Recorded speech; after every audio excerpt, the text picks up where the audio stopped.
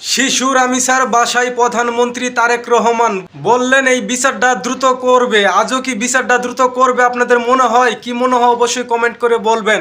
তো প্রধানমন্ত্রী কিন্তু আমিসার বাবাকে বলছে যে বিচারটা তাড়াতাড়ি করবে। তাহলে কেন এই আসামিদের রিমান্ডে নেওয়া হলো 7 দিনের?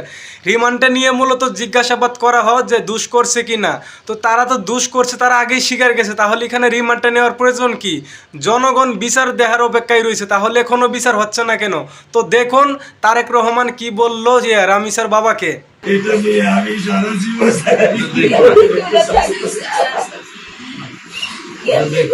আমি কি করে যাবো সারা জীবনে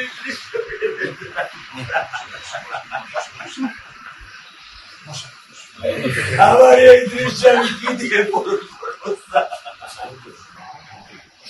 আমার মেয়ে শুক্রবার আমার সাথে মসজিদে নামাজ পড়ে, আমি নামাজ বাসায় পড়ি স্যার, কারণ ও আমার সাথে নামাজ পড়তে পছন্দ করে। 2 ওয়াক্ত নামাজ আমি ওকে নিয়ে স্যার আমার বাসায় পড়ি স্যার।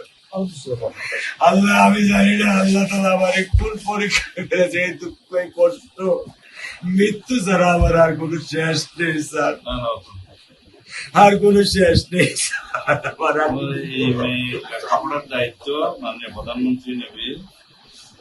তো আপনাদেরকে শক্ত হতে হবে না, আপনার তো বড় মেয়েটা রয়ে গেছে, এখন তো ওর জন্য আপনাদেরকে শক্ত থাকতে হবে স্যার। সত্য কথা, আমি যখন ওকে ভ্যানে পাঠাই আমি খুব বল পাই, আমি কালকে বলে দিছি যে আমি আর ভ্যানে দিব না, তুমি প্রতিদিন ওকে রিস্কায় নিয়ে যাবা, রিস্কায় করে নিয়ে আসবা।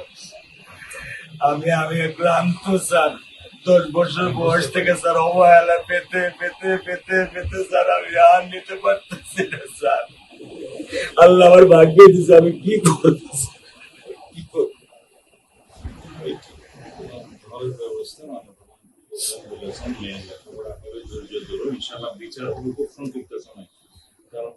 বেশি বলতে পারবো না, কারণ আদালতের বিষয় তো। আমরা চার্জশিট দেবো ইনশাআল্লাহ এই 24 ঘন্টার মধ্যে। আমি সত্য কথা বলি,